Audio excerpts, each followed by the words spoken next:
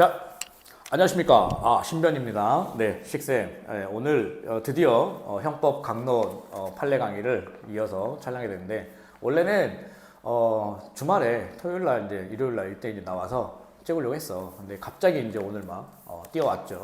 왜 뛰어왔냐?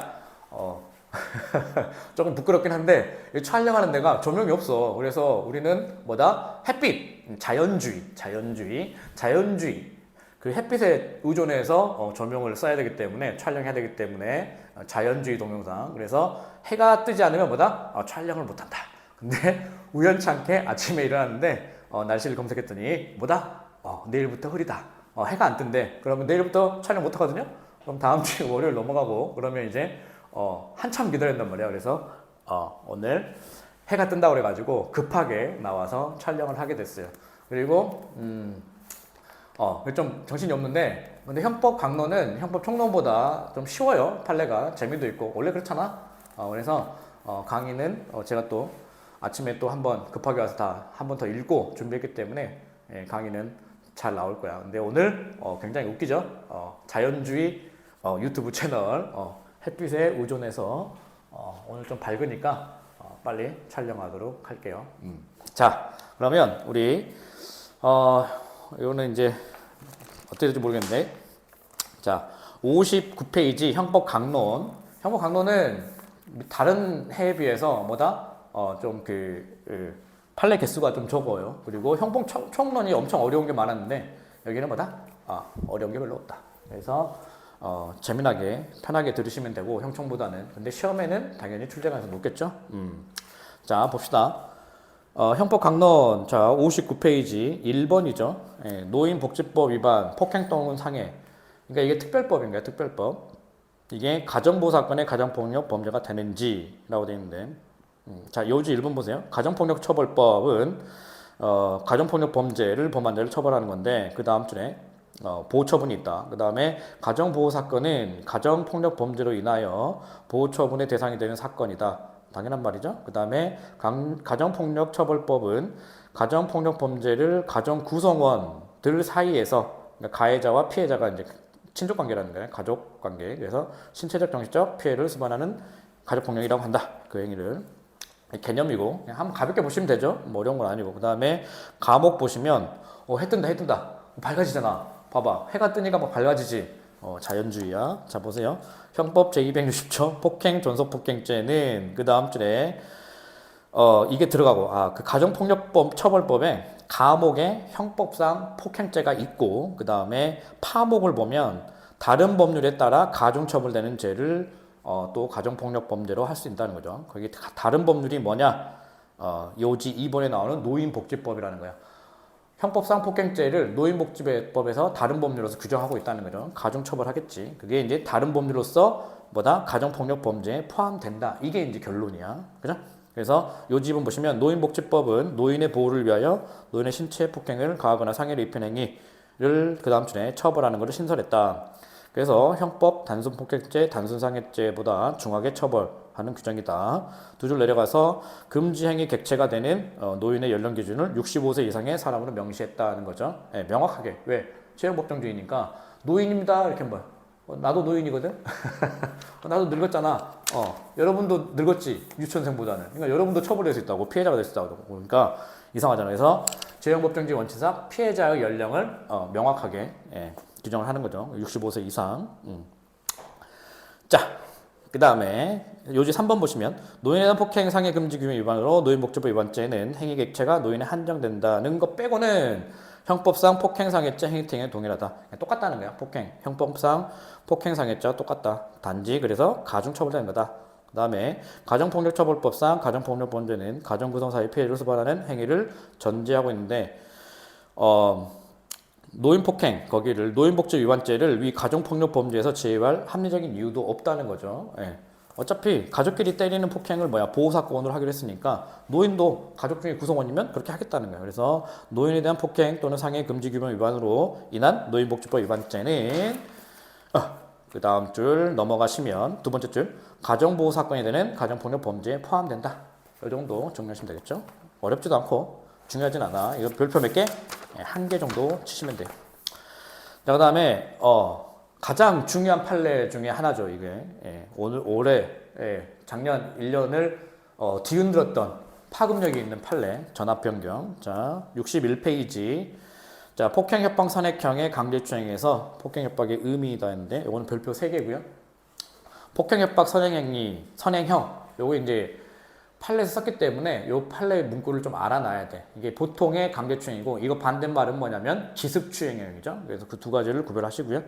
요지 1번 보시면 강제추행죄의 구성요건으로 폭행협박죄를 규정하고 있다. 근데 대법원은 강제추행죄의 폭행협박 의미에 관하여 폭행행위 자체가 곧바로 추행이 되는 것보다 기습추행형이죠. 이때는 뭐다? 의사에 반하면, 그래서 상대방의 의사를 억압할 정도임을 요하지 않고 상대방 의사에 반하는 유형력 행사하면 되고 힘의 대소 강력을 불문한다 라고 했다는 거죠. 유명하죠. 예.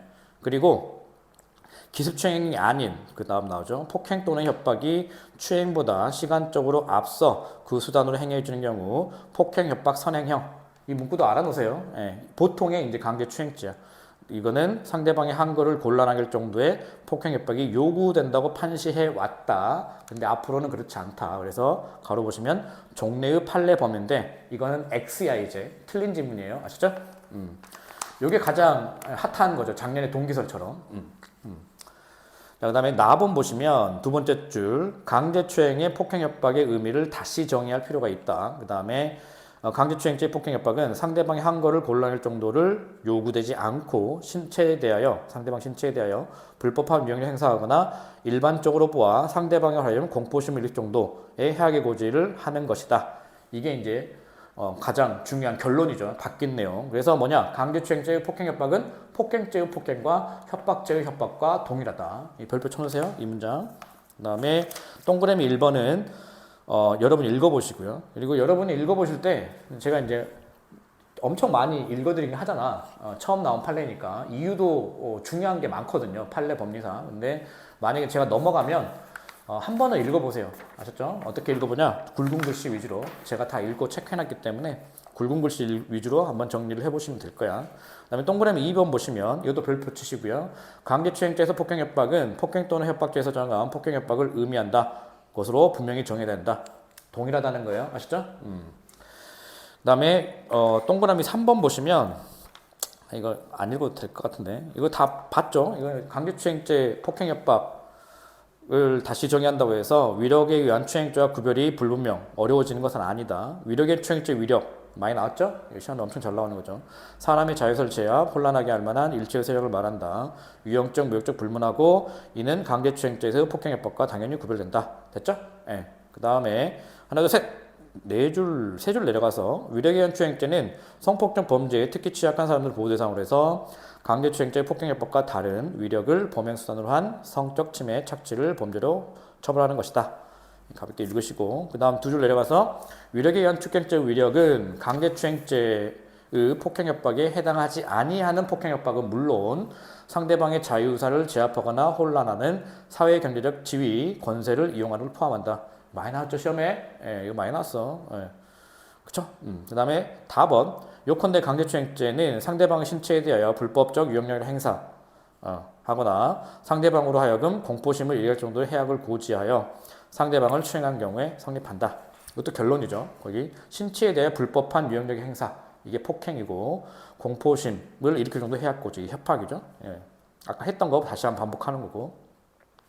그 다음에 요지 2번 보시면 그래서 피고인이 자신의 주거지 방 안에서 사천 친족관계 피해자 갑의 학교 과제를 도와주는 중 갑을 양팔을 끌어안고 침대에 쓰러뜨린 후 갑의 가슴을 만졌다. 이게 강제추행죄냐? 원심은 반항을 억압 곤란하게 하지 않았기 때문에 강제추행이 폭행이 안 된다고 봤는데 바뀌었죠. 그래서 두 줄 내려가면 갑의 왼손을 잡아 성기 쪽으로 끌어당겼고 자리를 이탈하는 갑의 의사에 반하여 갑을 끌어안았다. 그 다음에 갑 위에 올라탄 후 갑의 가슴을 만졌다. 이거 다 뭐다? 예. 상대의 반항을 억압하나 곤란하지 않더라도 유형력의 행사, 불법적인 행사라고 하면 강제추행 된다는 거죠. 그래서 이러한 피고인의 행위는 갑의 신체에 대하여 불법한 유형력을 행사하여 강제추행한 것에 해당한다. 됐죠? 예. 그래서 요 판례가 작년 판례 중에 가장 1번이죠. 1번. 예. 제일 중요한 거 작년 동기설 같은 판례야. 요건 아마 결론 정도 나올 거고 제가 기출문제 강의 때도 잘 설명드렸죠. 자, 그 다음에 2번. 아동 청소년의 일상생활을 신체 노출한 거, 몰래 촬영한 거, 이게 어떻게 되냐? 자, 요지 1번 보시면, 이게 법리가 약간 특별법이라 별로 안 중요할 것 같은데, 사실관계를 보면 되게 일상적이야. 우리 생활에서 있을 수 있는. 그래서 출제 가능성이 낮진 않은 것 같아요. 특히 위로 올라가면 올라갈수록. 9급, 7급, 변시 이렇게. 자, 요지 1번 보시면 아동 청소년 성보호 법률은 아동 청소년 성적 대상으로 성적 행위를 한 자를 엄중하게 처벌한다. 성적 학대 착취로부터 아동 청소년을 보호하는 거다. 당연한 말이네. 왜 읽었을까? 세 줄 내려가면 아동 청소년 이혼 음란물에 대한 지속적인 접촉이나 이 아동 청소년 상대한 성범죄로 이어질 수 있다는 거죠. 그러니까 이런 걸 자꾸 보면 아동을 성적으로 착취한단 말이에요. 성범죄를 아동을 대상으로 한단 말이야. 그러니까 더 나쁜 놈이라는 거죠. 이건 거의 쓰레기죠. 옛날에 대학원에서 수업 들을 때 이거는 그냥 답이 없어. 그냥 무조건 강력 처벌이야. 뭐 조금 뭐 비범죄하고 뭐 이런 게 없단 말이야. 이건 그냥 형법학계에서는 그냥 쓰레기로 보는 거야. 이런 애들은. 자, 그다음에 잠재적인 성범죄로부터 아동 청소년을 보호하기 위해서는 아동 청소년의 성적 대상한 행위를 엄격하게 규율하여 처벌할 필요가 있다. 아동 청소년 등이 일상적인 생활, 여기 나오네요. 이게 더 중요한 거죠. 아동 청소년 등이 일상적인 생활을 하면서 신체를 노출한 것, 적극적으로 성적인 행위를 한 건 아니죠. 성적인 행위는 아니지만 이를 몰래 촬영한다? 그럼 이거 뭐 어떻게 돼? 이게 이제 28의 쟁점이에요. 그래서 성적 대상화하였다면 아동 청소년 이용 음란물에 해당한다는 거야. 실제 사실관계를 보면 이해도가 올라가겠죠? 보시면 요지 2번. 고등학교 여자 기숙사에서 생활, 가르치시면 돼요. 고등학교 여자 기숙사에서 생활하는 모습, 뭐냐? 여학생들의 탈의 후 나체 모습 등을 몰래 촬영한 내용의 동영상.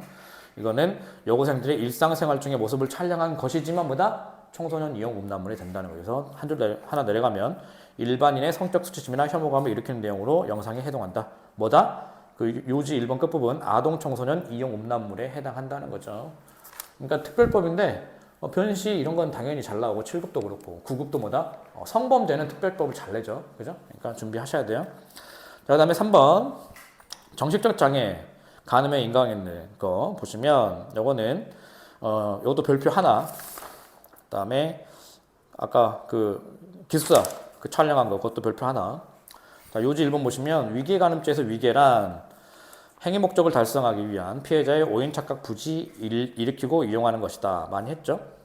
그 다음에 성폭력 범죄에 특히 취약한 사람을 보호하고, 그 다음에 행위자가 간음 목적으로 피해자에게 오인 착각 이렇게 하고 이용해서 간음 목적 달성하면 뭐다?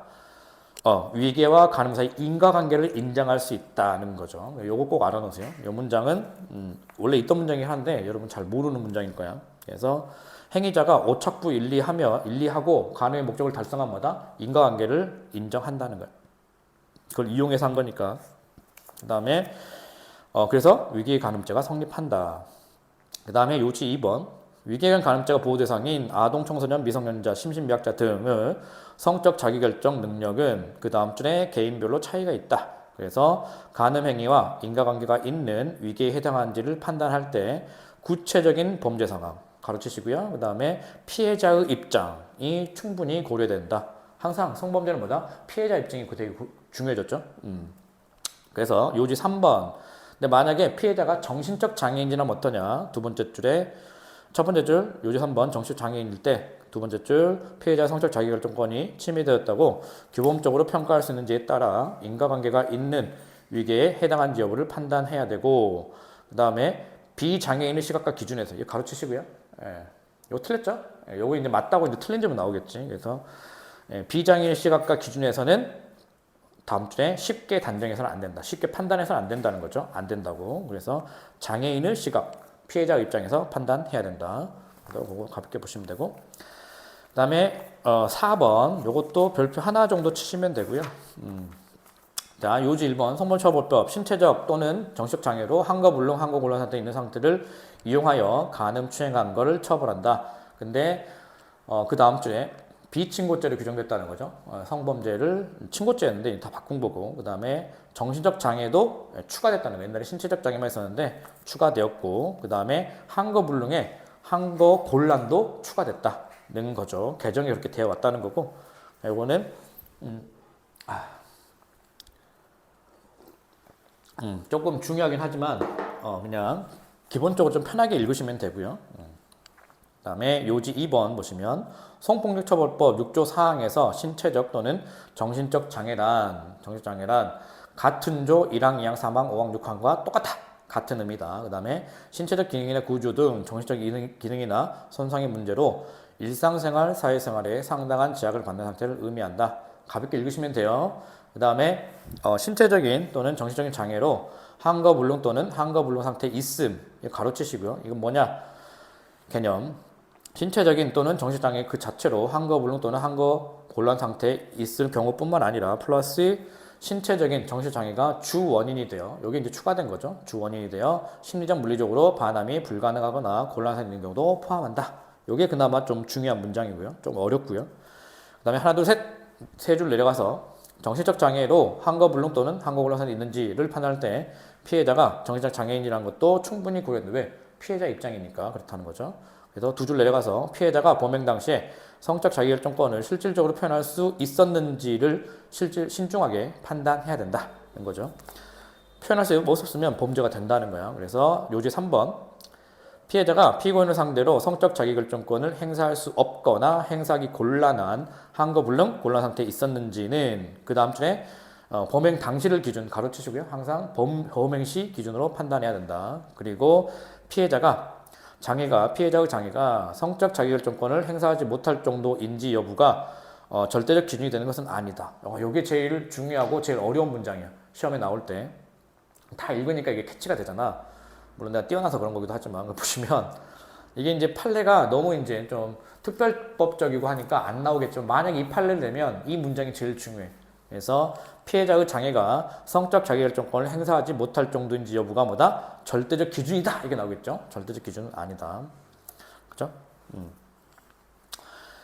그 다음에 그러니까 종합적으로 판단하는 거 종합적으로 이거 하나만 보는 게 아니고 절대적 기준은 하나라는 거죠. 아니다. 그 앞에 보면 두 번째 줄에 종합하여 판단하라 그랬잖아. 그래서 그렇게 하시고 그다음에 하나 내려가서 해당 피해자의 상태를 충분히 고려해야 되고 비장애인의 시각과 기준 가로치시고 X죠.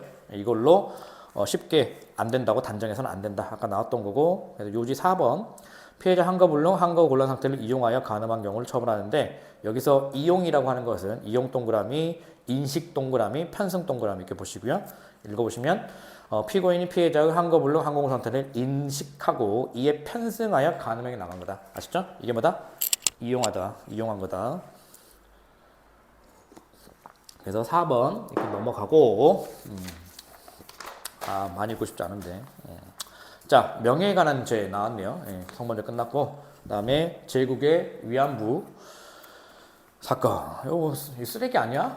나는 근데 솔직히 이 판례 보고 좀 반대 의견인데, 우리는 내 견해가 중요한 게 아니고, 여러분 시험 봐야 되기 때문에, 판례의 견해를 봅시다. 요지 1번 보시면, 정신적 자유의 핵심인 학문의 자유는 끊임없이 문제를 제기하거나 비판하고 새로운 인식을 얻는데 그 본질이 있다. 그래서 학문적 표현의 자유는 학문의 자유 근간을 이룬다. 그래서 명예훼손죄로 웬만하면 처벌하지 않겠다는 거죠. 그래서 하나 둘 셋 네 줄 내려가면 학문적 표현의 자유에 대한 제한은 필요 최소한에 그쳐야 된다. 따라서 자 별표 치시고요.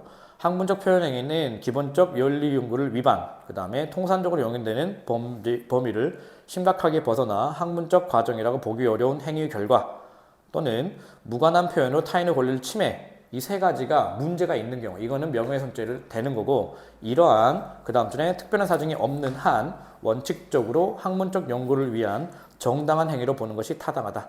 정당한 행위니까 뭐겠어? 가로치시고 정당 행위라는 거야. 위법성 조각사유. 그 다음에 헌법 제10조는 인간의 존엄과 가치를 규정하고 있고 인격권에 대한 보호도 같은 근거다. 헌법 10조 그랬구나. 그 다음에 학문 연구도 인간의 정엄성 및 그로부터 도출되는 인격권에 대한 존중의 바탕을 두어야 한다. 헌법이죠. 경찰분들은 이제 헌법 하니까 이제 이 정도는 다 알고 있지. 그래서 따라서 연구자들은 연구 주제 선택, 실행뿐만 아니라 연구 결과 발표일까지, 그러니까 연구의 전 과정에 걸쳐서, 알겠죠? 타인의 명예를 보호하고 개인의 자유와 자기결정권을 존중하며 사생활의 비밀을 보호해야 되는 것을 해야 된다는 거죠. 특히 보시고요. 특히 특히 사회적 약자 이거 가로치시고 특히 사회적 약자 소수자와 같이 연구에 대한 의견을 표출하거나 연구 결과를 반박하는데 한계가 있는 개인이나 집단 내가 했어. 근데 그 사람들이 이 사람들에서 안 좋은 말을 했는데 그 사람들 너무 힘이 약해. 그러면 한계가 있잖아. 그러니까 그 사람들은 뭐다? 특별히 뭔가 또 기준이 다르다는 거에서 한계가 있는 사회적 약자죠. 개인이나 집단을 대상으로 연구를 할 때에는 연구 전 과정에 걸쳐 이들의 권리를 존중해야 되고 보통보다 거기 특별한 책임 가로치시고요. 사회적 약자를 명예훼손의 대상으로 삼을 때 사실을 고지할 때는 뭐다? 연구할 때는 더 특별한 책임이 따른다는 거죠. 그래서 이제 위안부 할머니들 말하는 거야. 그럼 요지 2번 대법원은 명예훼손죄 사실 적시돼 그 다음 줄에 보도 소문이나 제3자 말 인용할 때 단정적 표현이 아닌 전문 또는 추측 형태로 표현됐더라도 사실 존재를 암시하면 사실 적시로 인정한다. 시험이 엄청 많이 나왔죠? 우리 기출문제도 많이 했고 내가 강조한 거니까 이거 됐고 이거 별표 하나 쳐놓으시고요. 그 다음에 하지만 있죠.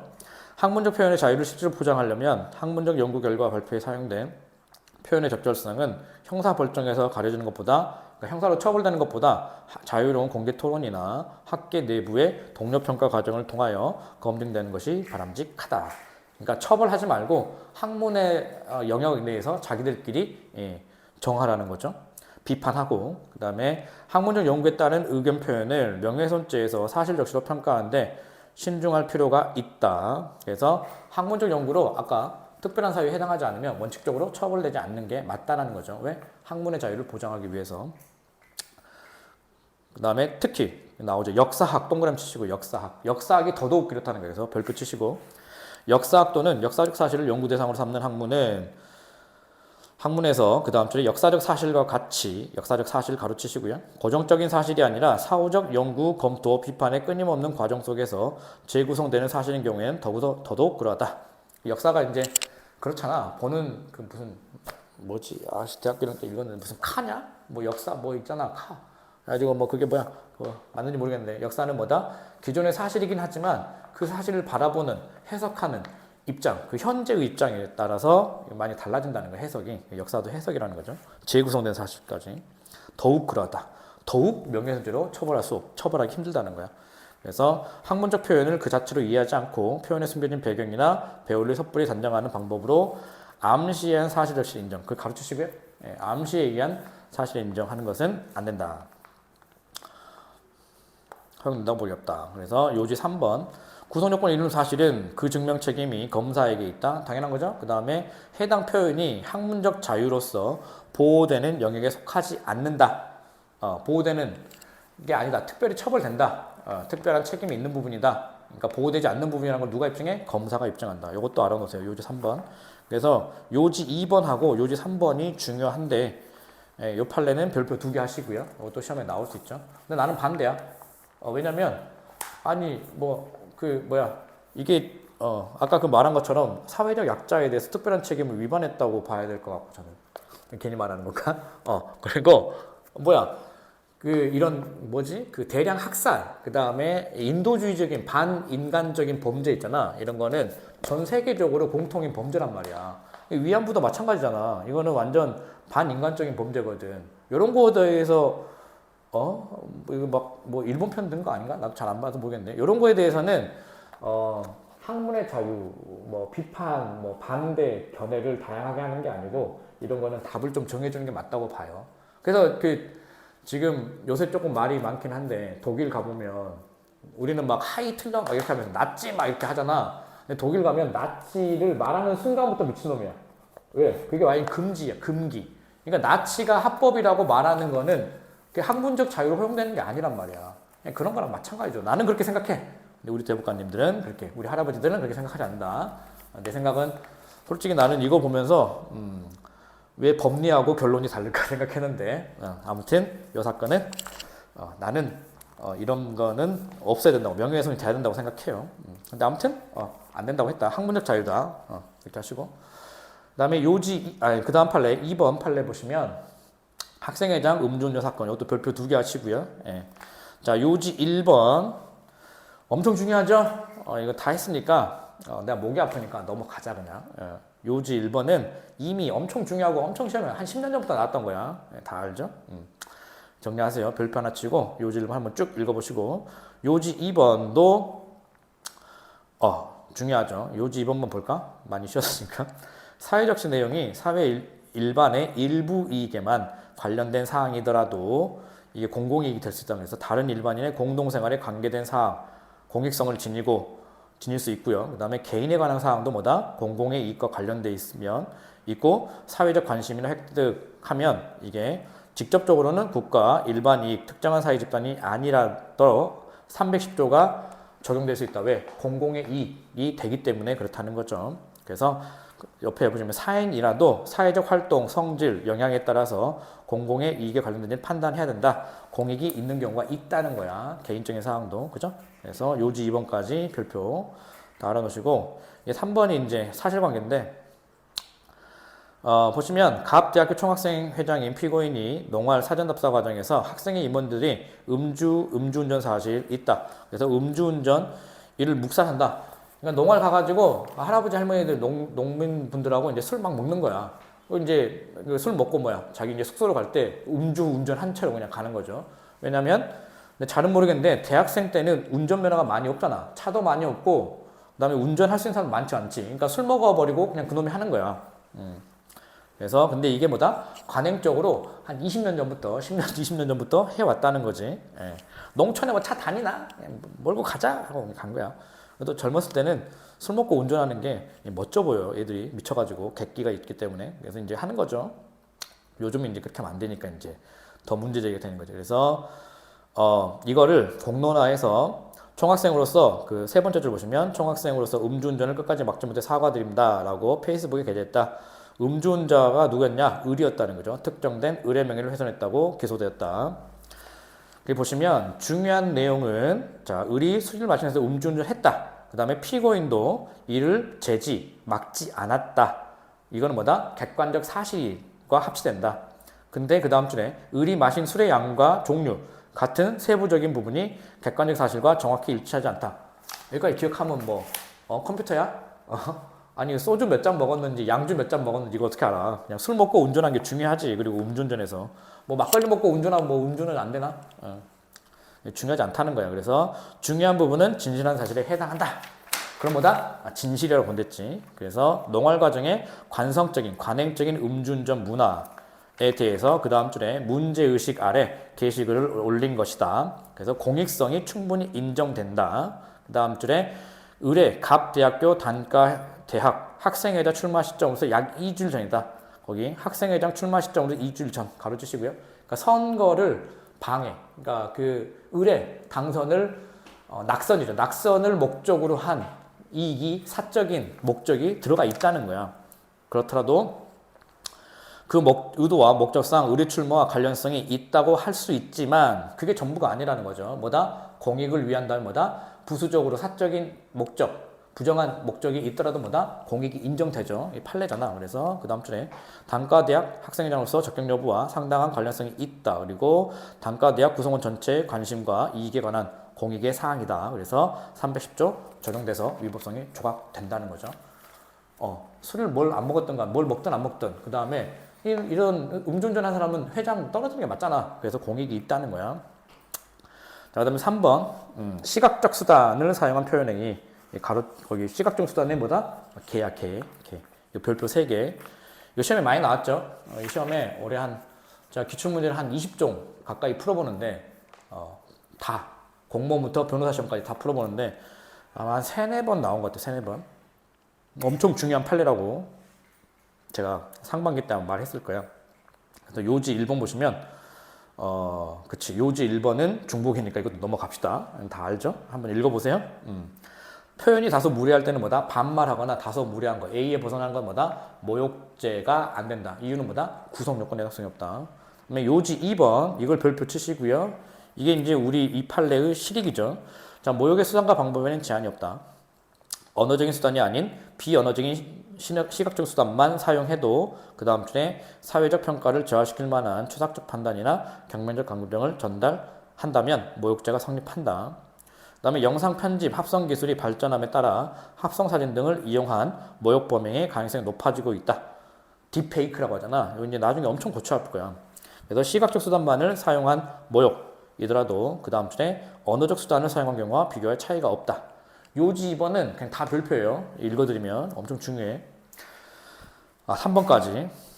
그래서 3번 보시면 피고인이 자신의 유튜브 채널에 갑의 방송 영상을 게시하면서 갑의 얼굴에 개 얼굴을 합성하였다.